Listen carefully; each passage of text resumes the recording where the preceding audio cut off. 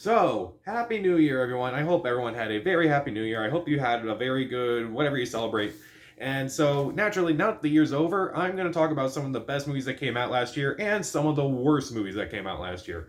I'm going to do this video first, the best of the year. And I've noticed in the past year, there have been a lot of movies that I saw. I saw way too many movies last year. And a lot of them, maybe I didn't understand at first, and maybe I kind of like want to talk about more, and I feel like maybe I misunderstood some movies, or maybe some movies grew on me over the years. So if anything changes from like a previous video, I know there were some on this list that I initially thought it was all right, but now they're on my honorable mentions or my best of the year list. But other than that, let's just dive right into it. First, some very special honorable mentions. I didn't know whether or not to put these in this video because technically they came out in 2020. I didn't see them until 2021, and that was The Father and Minari. Now, The Father was a heartbreaking movie from beginning to end. It was my favorite of the nominees for Best Picture last year. Anthony Hopkins was phenomenal. Olivia Colman was great, and I loved the sense of unease and just tension throughout that entire movie. And by the end, I was in tears. It was just very well done, I would say. Minari is also a very well done, very heartbreaking movie, and a very calm movie, a very nice, not necessarily nice, but like a very realistic movie that I felt like. All the actors are really good. Steven Yeun, Yan Yezhong is really good. I'm going to mispronounce a lot of names, but I thought it was really well done as well. Also, I didn't know where to put this one because some people claim it's a movie, some people aren't, and I'm putting it in here because I really enjoyed it, and that was Bo Burnham's Inside. I love this thing. I love the music.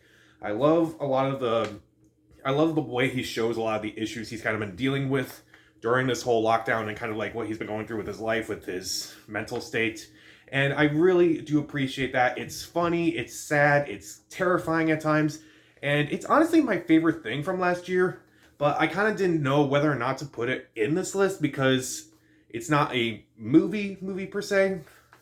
It's kind of like how I felt about Hamilton. I didn't want to put it in my best of the year list last year, but this is a really good movie. Honestly, I would put it at the top if I considered it a full movie, but I don't know. I like it being on its own, to be honest.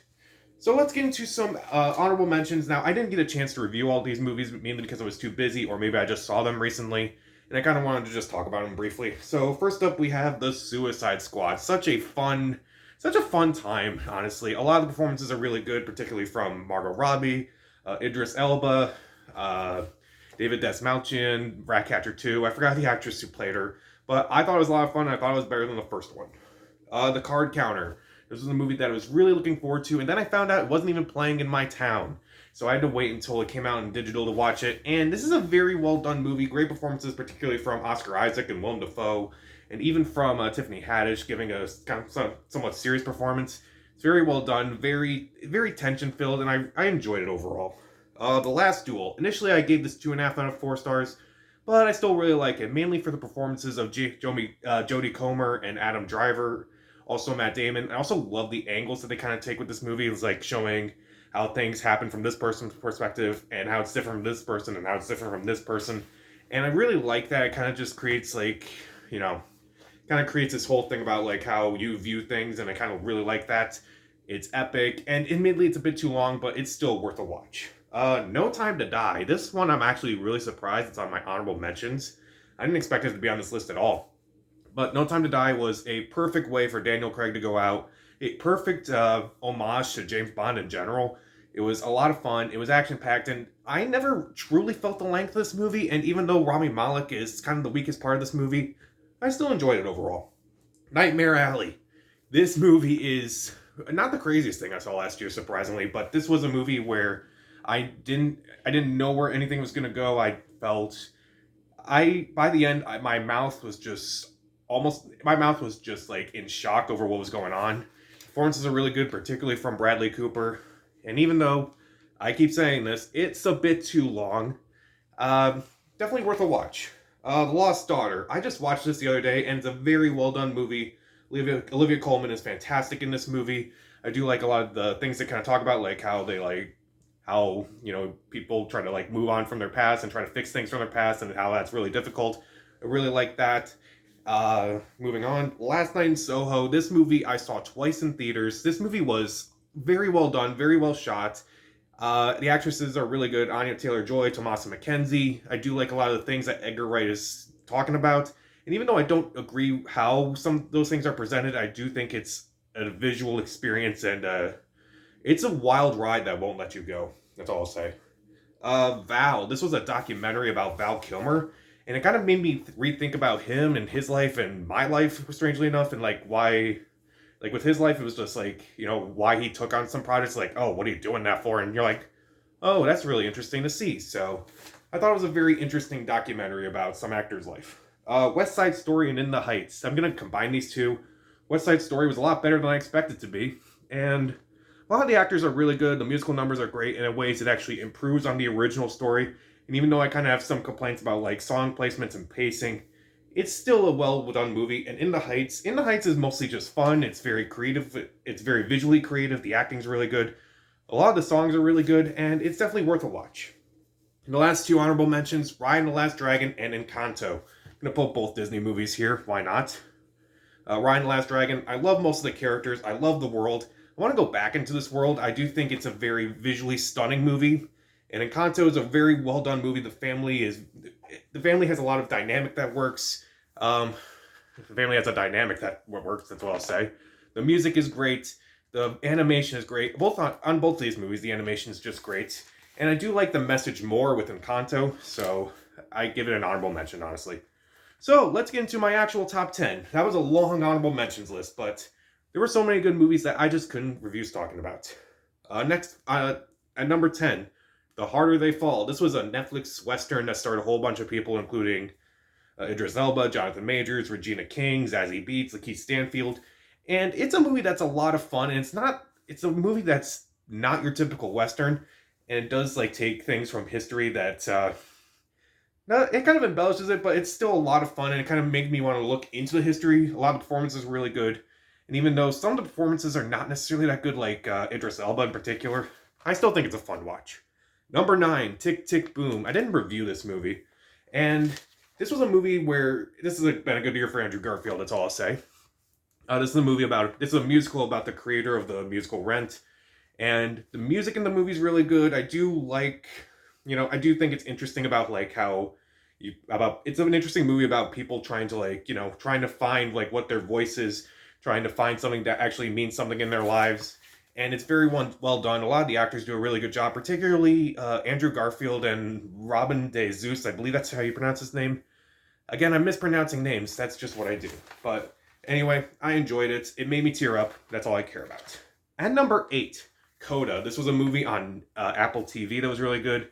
A lot of performances are really good. Amelia Jones, Troy Kutzer, Marlee Matlin. And I do really like the way they portray this family. It doesn't really portray it as like perfect, and it just shows the disconnect between everyone.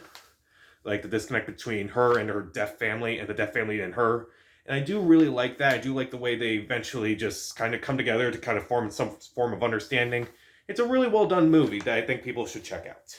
At number 7, Belfast. This was another heartbreaking movie with mostly good performances, mainly from Ciarán Hinds, Catriona Balfe, Jamie Dornan, Jude Hill.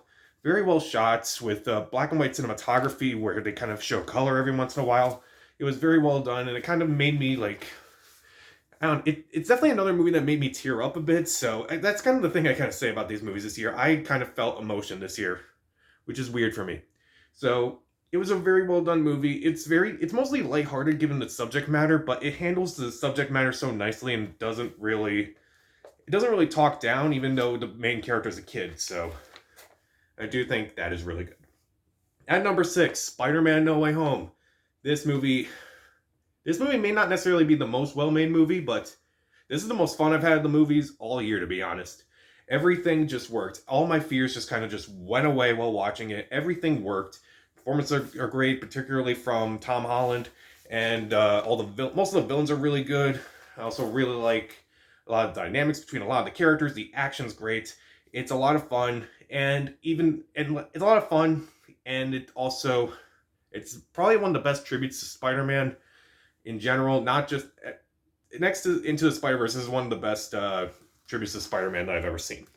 At number 5, Annette. Now, I said this was the strangest movie of the year, and then I saw Malignant, and then I saw Titan. So, but still, Annette is probably the one of the weirder movies of the year, but it's just such an emotional roller coaster that I had to put it on this list. The performances are really good, particularly from Adam Driver. Marion Cotillard and Simon Helberg are also really good. The music is also really good for the most part. Pretentious, but really good. That's all I'll say. Also, I never predicted anything that happened in this movie. It's definitely one of the most unique movies out there, so if you're looking for something that's non-conventional, definitely check this movie out. At number 4, Spencer.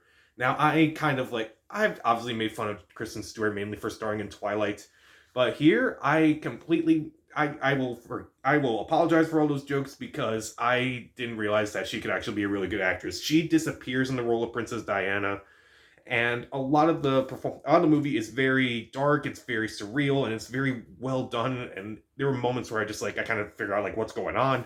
And Kristen Stewart is just phenomenal in this role. A lot of the actors do a pretty good job, but it's mainly her who does the best.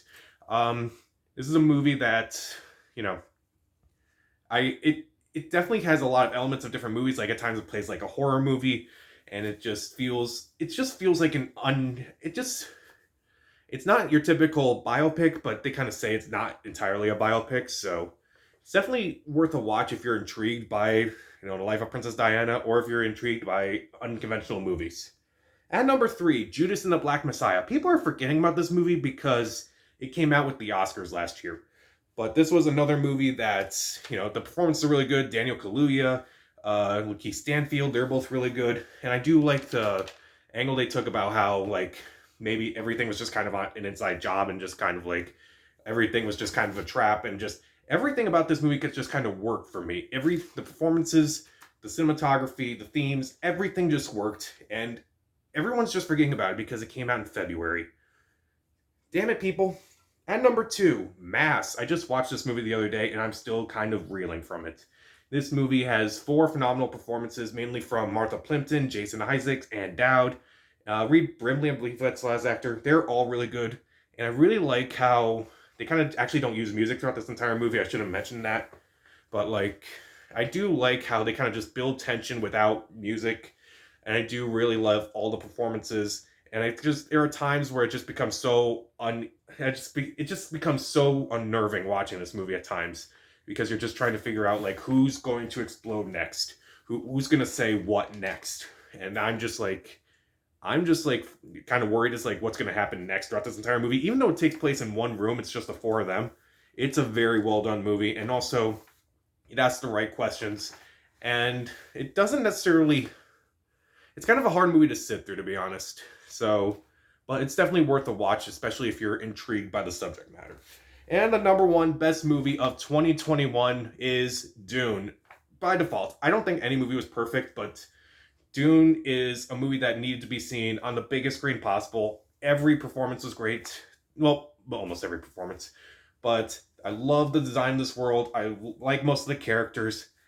Pretty much everything about this movie was phenomenal. This was the first epic movie I've seen in a long time that it truly felt epic. And almost everything about this movie clicked. There were 1 or 2 things, but I would argue there was no perfect movie from last year. I try not to give a perfect rating to anything, to be honest.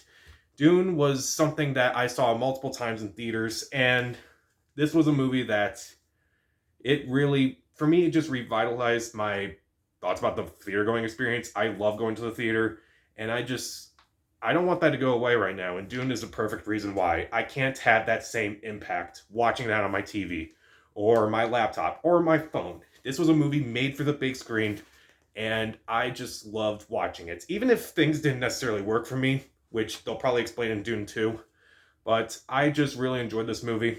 That's all I'll say. So, what are the best movies of 2021 to you? Comment down below, subscribe to the channel. This is Pat. Stay safe.